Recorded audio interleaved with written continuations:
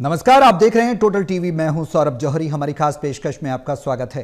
देश के चुनावी राजनीति में शुद्धिकरण, ईवीएम की भूमिका और वोटर वेरिफिकेशन के शोर के बीच पानीपत में एक ऐसा मामला सामने आया है जिसमें जीते हुए सरपंच को साजिश के तहत हरवाने की पुष्टि हुई। हारा हुआ सरपंच 60 गांठ से जीत का सर्टिफिकेट ले गया। इस मामले में सुप्रीम कोर्ट ने पहली बार ईवीएम और सभी बूथों का रिकॉर्ड तलब करके अपने रजिस्ट्रार से इसकी जांच करवाई और चोरी पकड़ी गई। कोर्ट के आदेश पर चुनाव के 3 साल बाद प्रशासन ने मोहित मलिक को सरपंच पद की शपथ दिलाई, जिसमें पूरा गांव मौजूद रहा। ऐसे में सवाल यह है कि सरपंच चुनाव के मामले ने देश की चुनावी राजनीति में चुनाव में पारदर्शिता पर जरूर सवाल खड़े कर दिए हैं। सुप्रीम कोर्ट ने रिकाउंटिंग के बदले ये जो चुनाव बदला है, ऐसे में इस चुनाव की प्रक्रिया पर कई सवाल भी खड़े होने लगे हैं।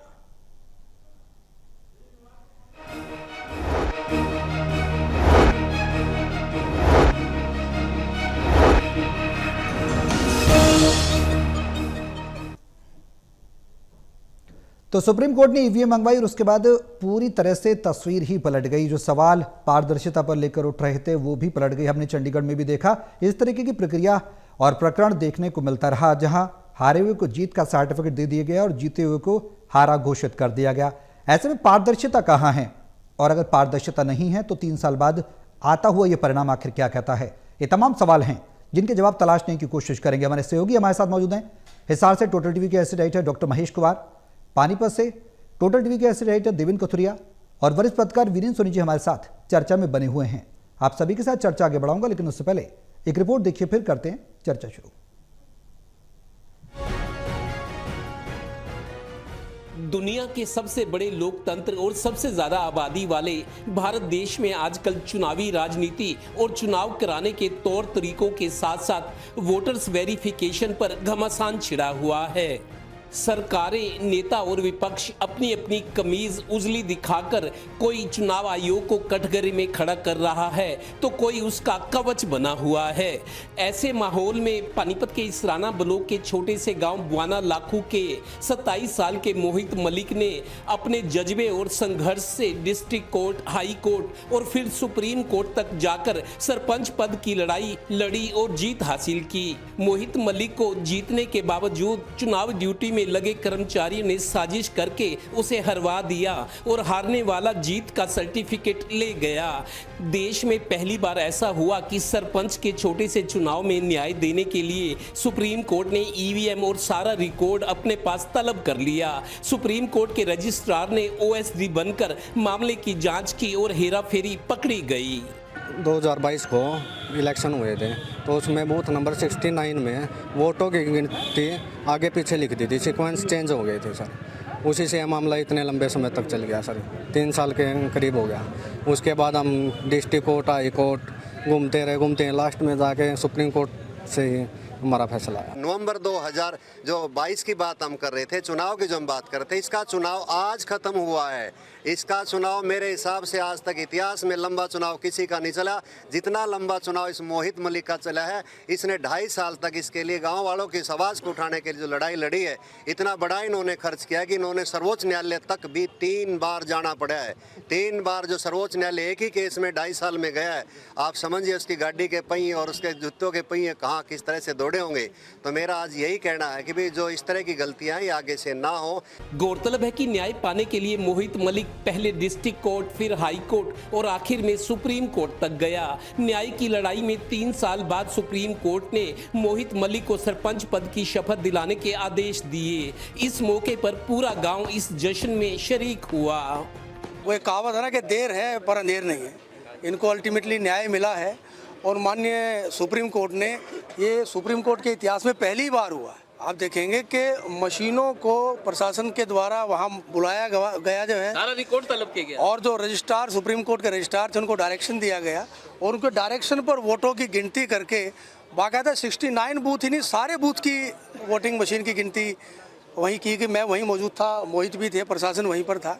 जो लड़ाई, जो समय बीत गया भूल जाएं, अगली लहर आगे की तरफ आगे की तरफ देखे। पूरा गांव आपके साथ है, विकास कार्य किए, सब आपके साथ हैं। जो पीछे हो गया भूल जाएं।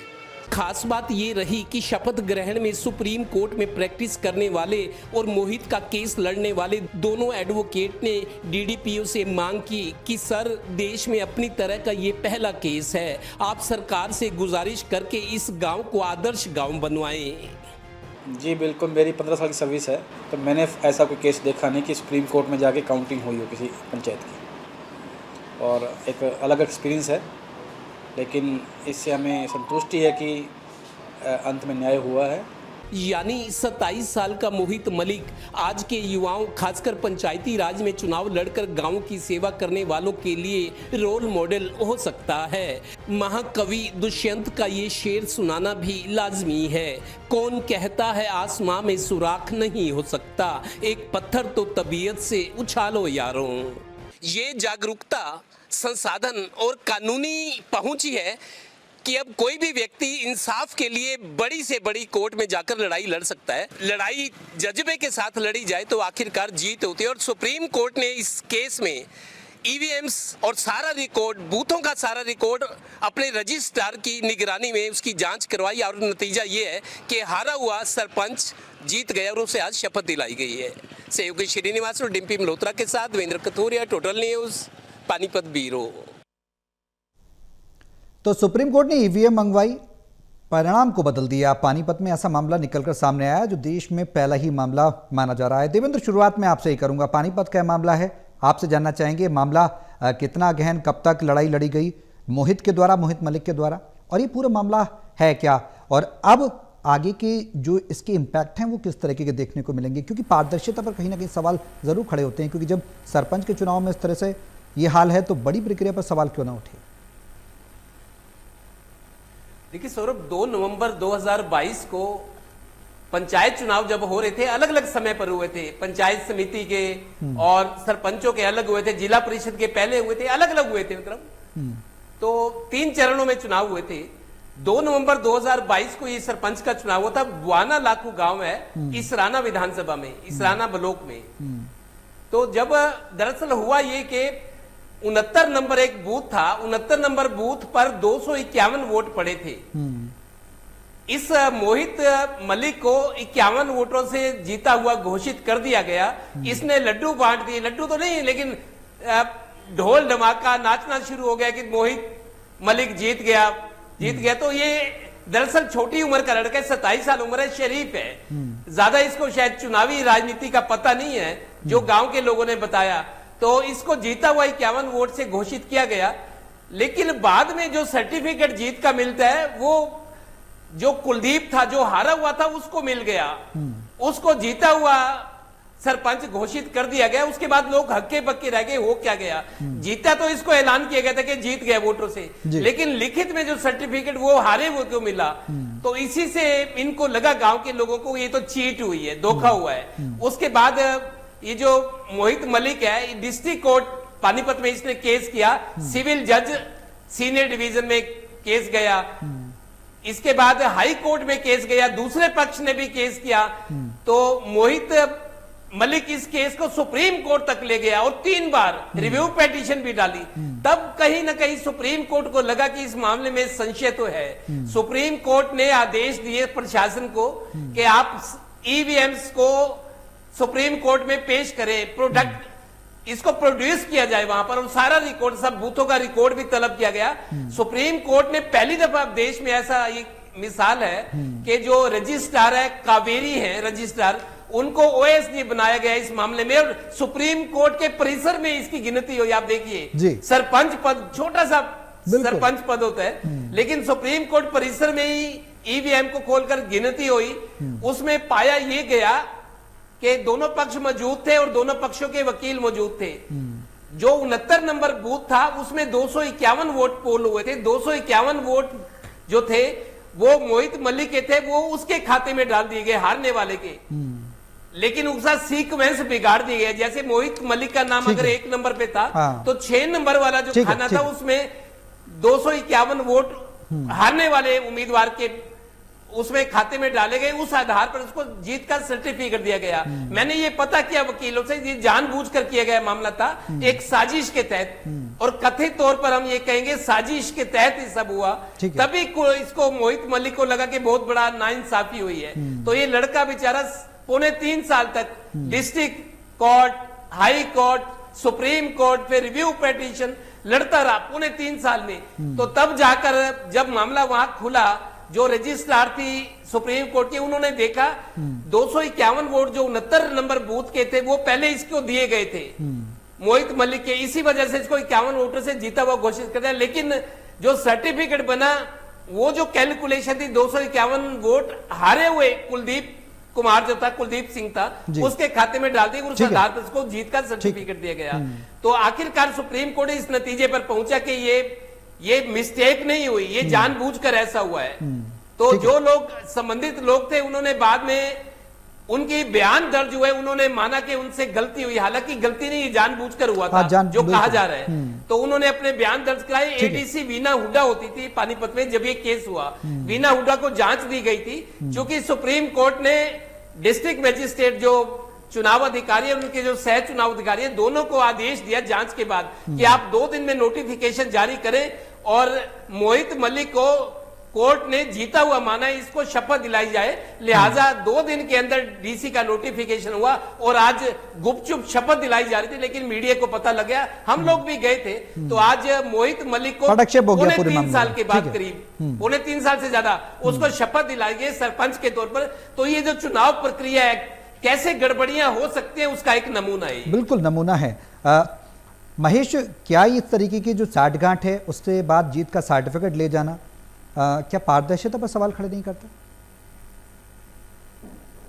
देखिए, ये तो एक वानगी है। आपने चंडीगढ़ मेयर चुनाव के दौरान देखा होगा कि किस तरीके से वैलिड वोट्स को ही इनवैलिड कर रहे थे, और वो पीठासीन अधिकारी जिन्हें जिम्मेदारी दी गई थी कि चुनाव का वो फैसला करें, वो खुद अपनी कलम से ऑन कैमरे के सामने जो है वैलिड वोट्स को इनवैलिड करते जा रहे थे, और उसके बाद फिर भारतीय जनता पार्टी के उम्मीदवार को जिताने का ऐलान कर रहे थे। तो यही वजह है कि यहाँ पर चुनाव की जो पूरी प्रक्रिया है, जो पूरी प्रणाली है, वो सवालों के घेरे में इस वक्त तक खड़ी हुई है। और चुनाव आयोग से अब जो एक के बाद एक मामले सामने आ रहे हैं, उसके बाद ये बात कही जा सकती है कि चुनाव आयोग की तरफ से जो पूरी तय प्रक्रिया बनाई गई है किसी भी चुनाव को करवाने की, उसे निर्धारित करने की, उसके गिनती को लेकर या ईवीएम को लेकर काफ़ी सारे सवाल जो है वो सामने खड़े हुए हैं। ये एक उदाहरण बन सकता है। कोई भी शख्स इतनी छोटी चीज के लिए इतनी लंबी लड़ाई को लड़ने की कोशिश करेगा, शायद नहीं होगा। आप और हम भी अगर हों, किसी भी तरह की कानूनी लड़ाई की बात हो और फिर ये कहा जाए कि सरपंच बनाया जाएगा, तो ज्यादातर लोग, मुझे लगता है कि लगभग सभी उस लड़ाई को छोड़ देंगे। उन्हें लगेगा कि बनाएंगे भी तो क्या, सिर्फ सरपंच ही तो बनना है। उसके लिए सुप्रीम कोर्ट तक लड़ाई को लड़ना और फिर इस फैसले तक पहुंचना अपने आप में एक बहुत बड़ी बात है, एक उदाहरण इसे माना जा सकता है। लेकिन ऐसा नहीं है कि ये सिर्फ इस गाँव में ये पूरा घटनाक्रम हुआ हो। उचाना विधानसभा क्षेत्र की बात की जाए तो बीते 2024 विधानसभा चुनाव में जींद के उचाना में भी काफी सारे जो वोट्स हैं, जो बैलेट वोट्स थे, उन्हें इनवैलिड करार दिया गया, जिसके बाद नतीजा जो निकलकर सामने आया उसमें पूर्व सांसद चौधरी ब्रजेंद्र सिंह को हार का सामना करना पड़ा और महज 32 वोटों से वो भारतीय जनता पार्टी के उम्मीदवार से हार जाते हैं। और ये मामला भी कोर्ट में चैलेंज किया गया है। एक के बाद एक मामले कोर्ट तक पहुंचते हैं, लेकिन बड़ी बात क्या है कि जब तक फैसला सामने आता है तब तक उस फैसले का मतलब ही खत्म हो जाता है। आपको याद होगा कि भूपेंद्र सिंह हुड्डा 2 की गवर्नमेंट बनाई जानी थी और हरियाणा जनहित कांग्रेस के विधायकों को तोड़कर जो है भूपेंद्र सिंह हुड्डा अपने साथ ले गए थे। पूरा का पूरा 5 साल का कार्यकाल ही खत्म हो गया और उसके बाद कोर्ट की तरफ से फैसला दिया गया कि ये जो दल बदल था वो गलत तरीके से करवाया गया था, गैर कानूनी तरीके से करवाया गया था। लेकिन इसी गैर कानूनी तरीके को इस्तेमाल कर भूपेंद्र सिंह हुड्डा पूरे 5 साल अपने सरकार के कार्यकाल को चलाते रहे और 6-6.5 साल के बाद जब नतीजा निकलकर सामने आया तो बेमानी वो नतीजा हो जाता है। तो ऐसे में अब 3.5 साल में डिस्ट्रिक्ट कोर्ट से लेकर सुप्रीम कोर्ट तक पहुंचना, उसके बाद बार बार अपील करना और इस नतीजे तक पहुंचना, ये एक वानगी है। सवाल यहाँ पर खड़ा हो चुका है कि चुनाव की जो पूरी प्रक्रिया है क्या वो फुल प्रूफ है, क्या वो पूरी तरह पारदर्शी है। वो जो वोटर लिस्ट के बनाए जाने से लेकर और वोटों की गिनती तक और उसके बाद सर्टिफिकेशन की जो पूरी प्रक्रिया है उसमें कहाँ लूप होल्स है, कहाँ ब्लैक होल्स हैं और किस किस तरीके से सत्ताधारी पक्ष उसका गलत इस्तेमाल करता है, ये सब कुछ ट्रांसपेरेंट तरीके से किए जाने की जरूरत है। और एक के बाद एक जब अलग अलग मामलों को आप गहराई तक छानने की कोशिश करेंगे तो परिणाम बदल जाएंगे। वीरेंद्र जी, सवाल यह है कि ट्रांसपेरेंसी कैसे मेंटेन हो, एक सवाल। दूसरा सवाल यह कि ईवीएम काउंटिंग पर जो विपक्ष सवाल लगातार उठाता रहा है उसकी बानगी भी देखने को मिल रही है, क्या उनके सवालों पर, विपक्ष के सवालों पर इस तरीके के मामले बल नहीं देते? देखिए, बिल्कुल इस तरह की स्थिति पैदा होती है और पर अंकुश लगाया जाना चाहिए। और अंकुश कैसे लगेगा? जो इलेक्शन के एजेंडे हैं, जो मतदान में करना होती है, उन्हें सतर्क रहना होगा। क्योंकि जब देखिए, जब निर्वाचन अधिकारी जो है मतगणना कराते हैं, उसकी प्रस्तुति करते हैं, तो उसमें जो एजेंट होते हैं, जो वहां बैठे होते हैं, उनको काफी जागरूक रहना चाहिए। हालांकि चुनाव आयोग का प्रयास रहता है कि मतगणना के समय ऐसे लोगों की ड्यूटी लगाई जाए जो बैंक, ताकि मतगणना में कहीं ना कहीं चूक ना हो। लेकिन ये तो चूक नहीं, ये तो जानबूझकर किया गया कृत्य था। और यह भी सहयोग की बात है कि अगर ये पुरोहित जो है ये न्याय की दरवाजे पर नहीं जाता, इतनी लंबा संघर्ष नहीं करता, तो ये एक वैसे ही प्रक्रिया रह जाती, तो उनको न्याय नहीं मिल पाता। कोई व्यक्ति इतना लंबा संघर्ष करता भी नहीं है। बिल्कुल एक अच्छा एक उदाहरण उन्होंने प्रस्तुत किया है चुनाव के लिए, मतगणना में धांधली रोकने के लिए। और ये बिल्कुल निश्चित है, सुप्रीम कोर्ट में पहली बार पंचायत का मामला गया। और यही संयोग की बात है कि जो न्यायमूर्ति है सूर्यकांत जी, वो भी हरियाणा से ही संबंध रखते हैं, जिन्होंने दी है। तो लेकिन जिन लोगों ने ये धांधली की है, उनके खिलाफ क्या कार्रवाई है? बिल्कुल चुनाव आयोग के जो वो अपनी ड्यूटी पर नहीं उतरे, उन्होंने क्या षड्यंत्र किस तरह की बात रही, ये सब की जांच चाहिए।